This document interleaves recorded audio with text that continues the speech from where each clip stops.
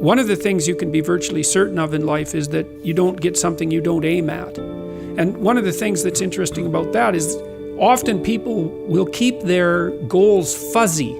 Because one of the problems with specifying your goals is you specify your failures. Right? If the goal is really fuzzy, you're not sure when you fail, and then you can fool yourself. You know, really, but you can kind of keep it foggy. But you make your goals sharp and clear. Then, well, first of all, then you know what to aim at. And what's interesting is, your brain is set up so that it reorganizes the world around your aims. And that's not, I've also written about this in 12 Rules for Life quite extensively, and that's not a metaphor. Like, we don't see much of the world, because there's a lot of the world and there isn't much of us. And so we see what we aim at. We aim with our eyes. And here's an example. So, like, great apes don't really have much of a white in their eyes, but human beings do. And the reason for that is that we've evolved to detect where everyone else is looking. And so if I can't tell where you're looking, I don't know what you're up to. And then, well, over time, that means I can't read you as well, and we're more likely to get in a dispute, and one or the other of us is more likely to get killed. But it also means that your probability of finding a successful mate decreases. So we've evolved to have this very, very visually evident eye.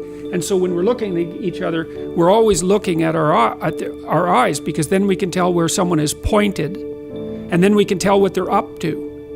And so we're hunting creatures, like we're aiming at a moving target and trying to track it all the time.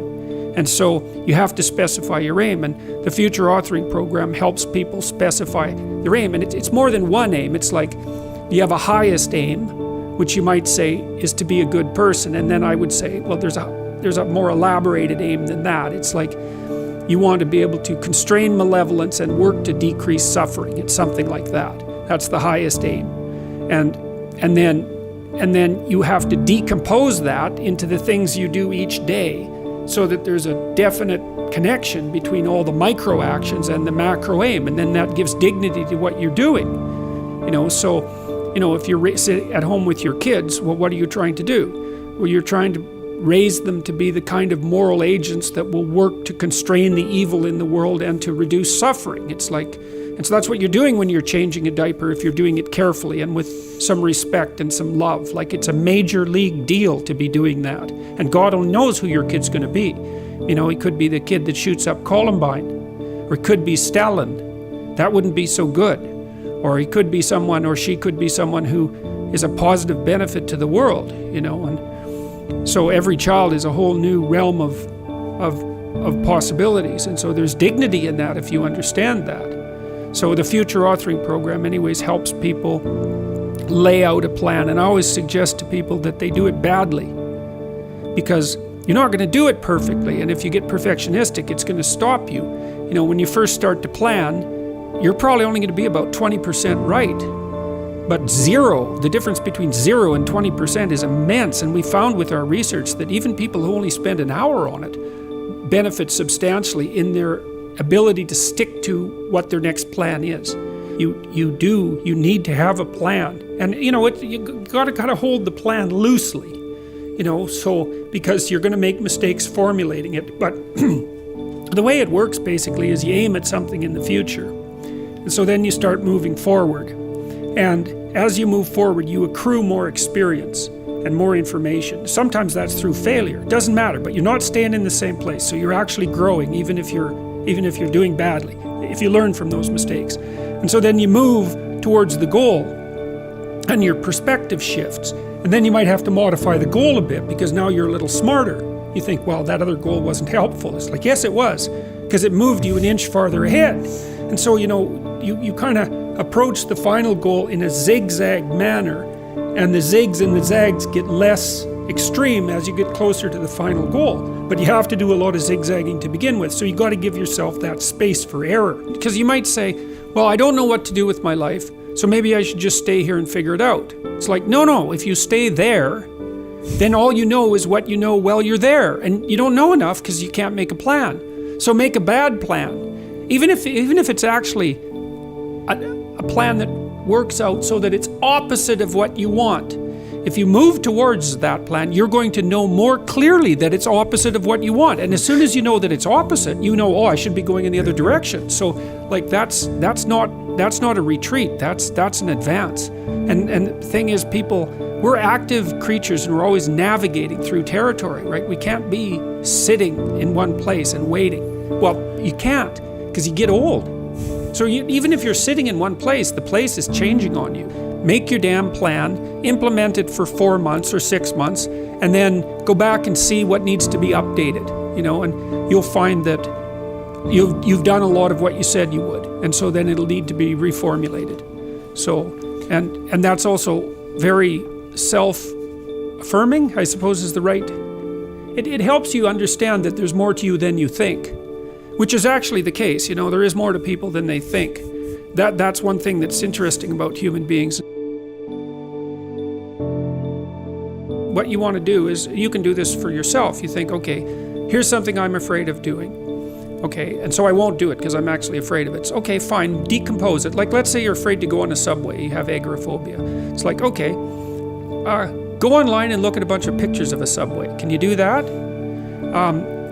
Go to the subway station and look at the subway station and then go home. Or go into the subway station and open the doors and go in and then go home. But don't play tricks on yourself, right? If you say that you're going to go and just look, then just go and look and then go home, because otherwise you won't trust yourself the next time you do it. So you have to keep the bargain intact. And what you want to do is you want to push yourself a little farther than you want to go, but so that you would go.